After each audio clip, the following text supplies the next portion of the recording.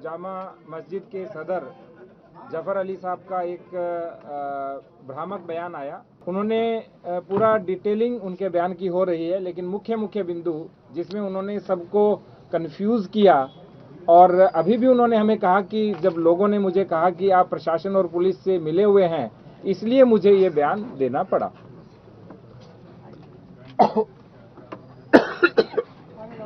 पानी लो, मच्छर चला गया। पानी मच्छर चला गया। अब ठीक है। पहली बात उन्होंने कहा कि जफर जी ने बोला कि हमें सर्वे की सूचना नहीं दी। मैं आपको कुछ चीजें दिखाना चाहता हूं। पहली सूचना मैं आपको दिखाना चाहता हूं, ऑनरेबल कोर्ट का ये ऑर्डर है।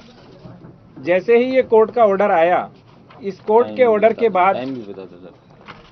2:38। हाँ, जो कोर्ट का ऑर्डर आया वो 2:38 पे आया, और इसके लगभग आधे घंटे के बाद वो लोग हमारे पास आए, और फिर 5 बजे से पहले हम कोतवाली आए, और 5 से 5:30 के बीच हम जामा मस्जिद पहुंचे।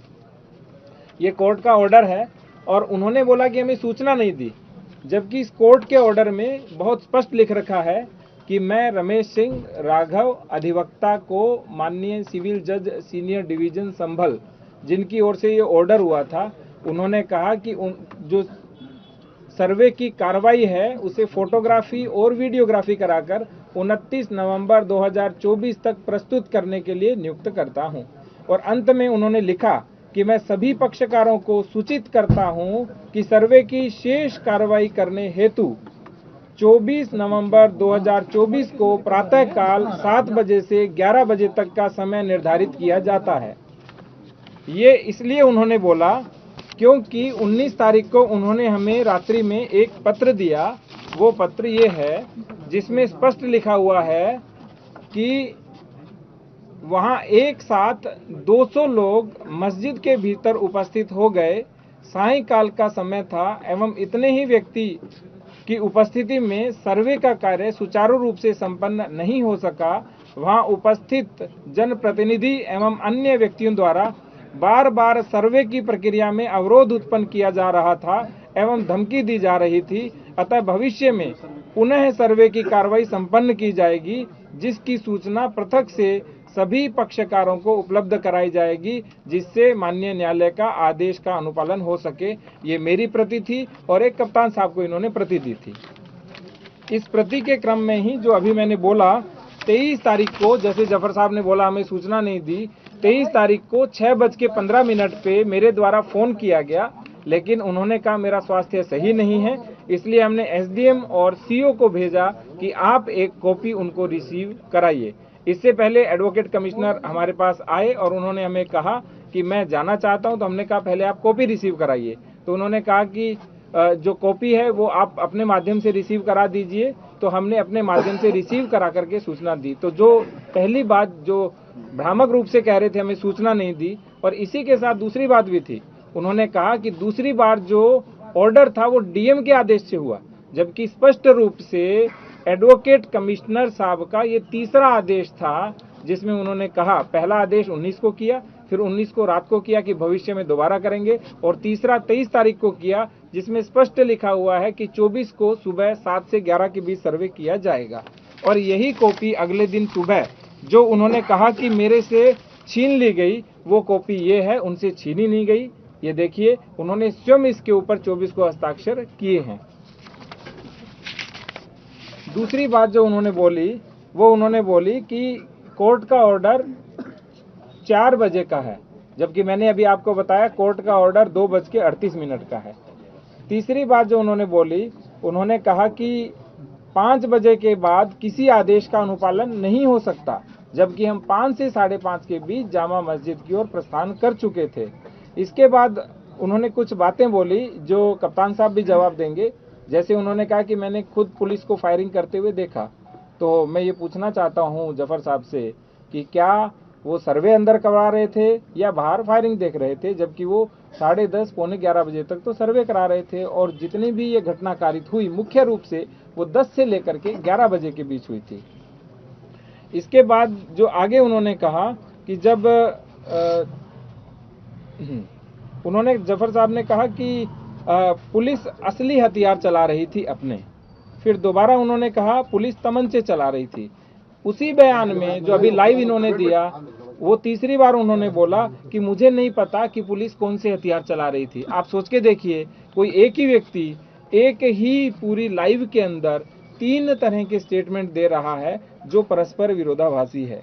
आगे इनके द्वारा जो सबसे बड़ा भ्रम फैलाया गया जनता के मध्य, वो ये है, इन्होंने कहा कि वजू टैंक का पानी खाली कराया गया और वजू टैंक को नापना चाह रहे थे, जबकि वजू टैंक की केवल फोटोग्राफी और वीडियोग्राफी होनी थी, इसलिए वजू टैंक का पानी खाली कराया गया। नेक्स्ट, और वैसे भी वजू टैंक का पानी अभी आपने बताया जफर साहब ने कि हर शुक्रवार को वो खाली होता है।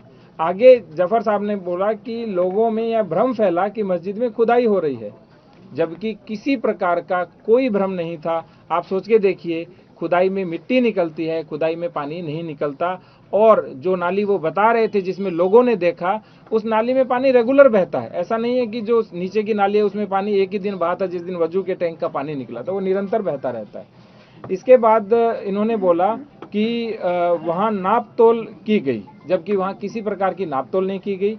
जब फोटोग्राफी वीडियोग्राफी करने वाले थे तो उन्होंने पुनः वजू के टैंक में पानी भर दिया, जिससे फोटोग्राफी वीडियोग्राफी केवल सूक्ष्म हुई, पूर्ण रूप से वो यानी उनको जितनी चाहिए थी उतनी हो गई, लेकिन वो चाहते थे थोड़ी और वीडियोग्राफी करें, लेकिन उसमें पुनः पानी भरने लग गया।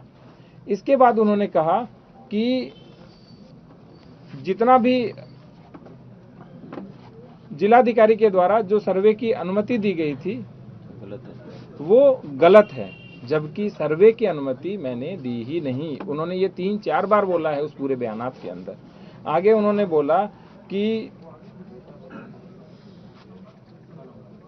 हाँ, मैं रात भर जगा रहा क्योंकि मुझे तैयारी करनी थी और मेरे को किसी भी चीज़ के बारे में कोई पता नहीं था। आप सोच के देखिए, यदि आप रात भर जगे रहे तो क्यों जगे रहे थे जब आपको पता नहीं था?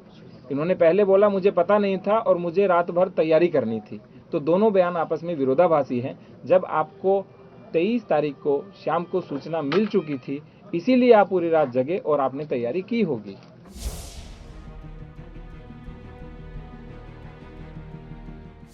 प्रशासन ने पूरी तरीके से गुमराह किया, प्रशासन ने और पुलिस ने।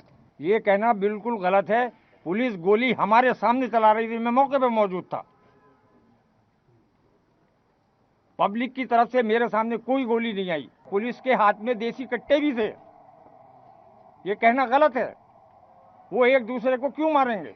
अगर उन्हें फायरिंग करनी थी तो पुलिस की तरफ करते, वो पब्लिक में क्यों करेंगे? ये एक सोचने वाली बात है। हम लोग चूंकि मस्जिद परिसर में मौजूद थे और हमने अनाउंस भी किया, पब्लिक को समझाया, लेकिन इसके साथ साथ मैं एक और कहना चाहूँगा कि पूरी तरीके से ये एसडीएम संभल और सीओ संभल की साजिश से हुआ है। सीओ संभल ने क्या किया? सीओ संभल ने ये किया कि जिस टाइम भीड़ इकट्ठा हो रही थी पानी को देखकर कि वहाँ भ्रम की स्थिति है, खुल रही है, तब उन्होंने उनसे सीओ साहब से ये मालूम करने की कोशिश करी कि आखिर जामा मस्जिद में क्या हो रहा है। तो उन्होंने उन्हें गालियाँ दी और लाठीचार्ज करा दिया और ये भी कहा कि अगर ज़्यादा सवाल जवाब करोगे तो सबको ठोक दूंगा। सिर्फ ये पैनिक जो फैलाया है सीओ संभल और एसडीएम संभल ने फैलाया। सीओ साहब ने और एसडीएम साहब ने हमें इत्तला दी कि हम हमारे पास दरख्वास्त आई है और हम इसका सर्वे करवाएंगे, लेकिन अभी डीएम साहब ने कोई परमिशन नहीं दी है। हम रात के 11 बजे तक आपको बताएंगे। उन्होंने हमें रिसीव कराया है, सूचना रिसीव कराई है, लेकिन उन्होंने यही कहा कि डीएम साहब इसकी परमिशन नहीं देंगे क्योंकि ये कोर्ट से ही दूसरा के आएगा। लेकिन उसके बावजूद भी 11 बजे जब मुझे पत्रकार महोदय ने बताया, एक पत्रकार महोदय ने, कि सुबह को सर्वे होना है, तब हमने इन लोगों से पूछा कि भाई ये तो सुबह को ही होना है, वरना मीडिया को कैसे पता चला? हमने एसडीएम साहब से कहा कि ये मीडिया बता रही है कि सुबह को 7 बजे और आप ये कह रहे हैं कि अभी कोई वो नहीं है, आपको सिर्फ सूचना दी जा रही है। तो हमें भी भ्रम में रखा गया, हमें भी भ्रम में रखा गया। हमने किसी से नहीं कहा। प्रशासन ने आपको गुमराह किया? प्रशासन ने पूरी तरीके से गुमराह किया, प्रशासन ने और पुलिस ने।